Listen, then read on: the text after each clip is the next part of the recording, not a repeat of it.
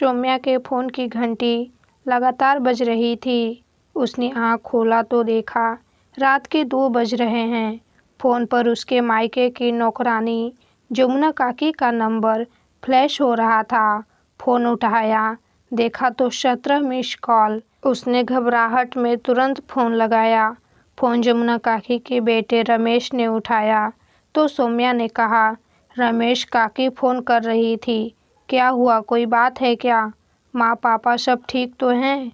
ओ दीदी, दरअसल बात ये है कि ज़मीन विवाद के चक्कर में आज आपके पापा और गांव का वो दबंग लड़का रोशन ने बाबूजी को बहुत मारा है। उनका हाथ टूट गया, सिर पर गहरी चोट भी आई है। क्या क्या कह रहा है तू? लेकिन झगड़ा क्यों हुआ? सौम्या ने गुस्से और दर्द भरी आवाज़ में पूछा। दीदी, आपकी वो नहर वाली ज़मीन को लेकर झगड़ा किया उसने। बोला ये ज़मीन छोड़ दो या मुझे बेच दो। आखिर तुम रख कर करोगे क्या इतनी ज़मीन?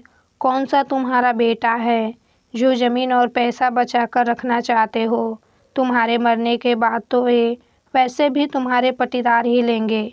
जब बाबूजी ने मना किया तो उसने लाठी डंडे लात घूंसे से बहुत पिटाई की उनकी। किसी की हिम्मत नहीं हुई उन्हें बचाने की। साथ ही उसने धमकी दी कि अगर कोई शिकायत दर्ज कराई तो वो उसके पूरे खानदान का नामो निशान मिटा देगा। लेकिन ये सब हुआ कब? सुबह तो मेरी वीडियो कॉल पर बात हुई, तब सब ठीक था। दीदी, दोपहर की घटना है ये। बाबूजी ने तो आपको बताने से मना किया था, लेकिन माँ और मुझसे रहा नहीं गया। आज बाबूजी बहुत रो रहे थे। उनके आंसू देख सबको रोना आ रहा था। जितनी मुँह उतनी बातें हो रही थी। कोई कहता कि बेटा होता तो आज रोशन की हिम्मत ना होती ज़मीन पर नज़र डालने की, तो कोई कहता कि अरे उससे कौन दुश्मनी मोल लेगा, किसको अपनी जान प्यारी नहीं।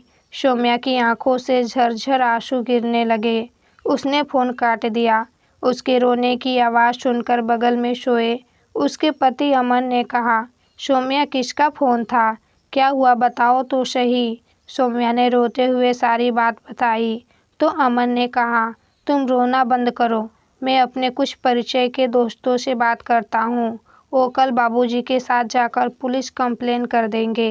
रोते हुए सौम्या ने कहा, अमन, एक बात पूछूं, बुरा तो नहीं मानोगे? अमन, नहीं, पूछो, क्या पूछना है? सौम्या ने कहा, अगर कोई तुम्हारे पापा के साथ ऐसा करता तो भी तुम यही करते? अमन ने तब कहा, मेरे पापा को अगर कोई हाथ लगाए तो मैं उसका हाथ उसके शरीर से अलग कर दूंगा। इतना ही नहीं, मुझे खुद को नहीं पता कि मैं उसकी क्या हालत कर दूंगा। सौम्या ने कहा, ठीक है अमन, मुझे मेरा जवाब मिल गया। अब मैं आज सुबह ही गांव जाऊंगी। अमन ने कहा, ठीक है, मैं भी साथ चलूंगा। शाम 5 बजे तक सौम्या और अमन गांव पहुंच गए। पूरा गांव उन्हें देख रहा था।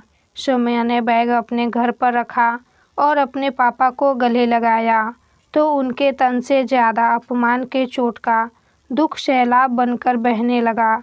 उसने अपने पापा के आंसू पोंछे और मुस्कुराकर कहा, आपकी बेटी आ गई है। बस अब आज के बाद आप कभी नहीं रोएंगे, ना ही किसी की हिम्मत होगी आपकी तरफ आंख उठाने की। सौम्या के पापा ने कहा, बेटी तू अकेली है, कहाँ जा रही है?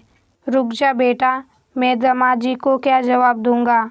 सौम्या ने जाते हुए कहा, आपको किसी को कोई जवाब नहीं देना होगा, आप बस मेरा इंतज़ार कीजिए। सौम्या रोशन के दरवाजे पर पहुंची, जहां गांव के पुरुषों का जमावड़ा लगा हुआ था। सबके बीच बैठा रोशन ठहाके लगा रहा था।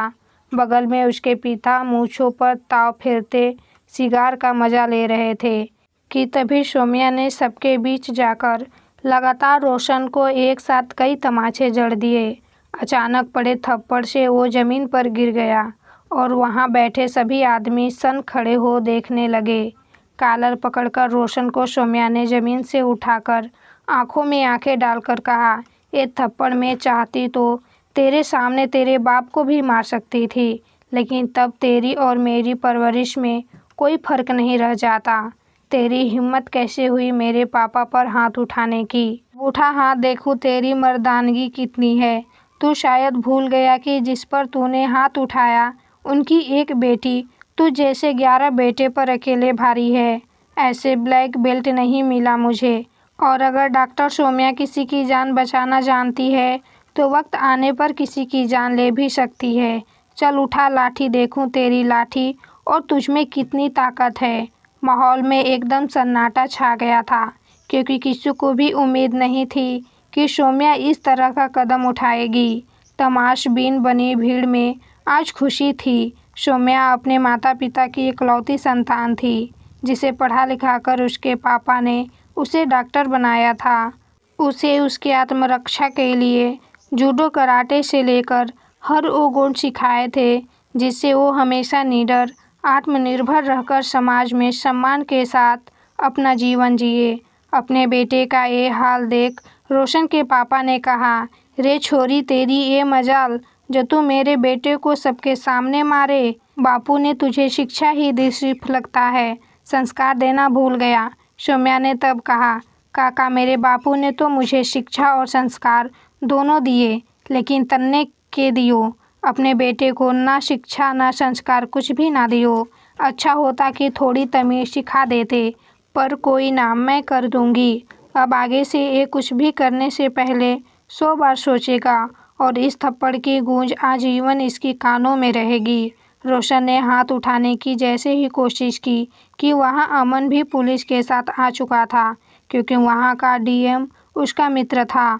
उसने कहा, हमें तो बड़े दिन से तलाश थी, लेकिन कोई गवाही ही देने को तैयार नहीं था। लेकिन कहते हैं ना कि एक ना एक दिन बुराई का अंत होता ही है। सौम्या के पापा आज गर्व से फूले नहीं समा रहे थे। अमन ने उनको गले लगाकर कहा, बाबूजी, आप अकेले नहीं, आपकी ये एक धाकड़ बेटी ऐसे कई बेटों पर भारी है। तब सौम्या के पापा उसको गले लगाकर मुस्कुराने लगे। ताली बजाती जमुना काकी ने कहा, देखा मालिक, आप बेकार में ही डर रहे थे। मैं ना कहती थी कि अपनी सौम्या धाकड़ छोरी है। अब तो मैं यही चाहूँगी कि मेरे रमेश को भी सौम्या बेटे जैसी एक छोरी हो जाए बस।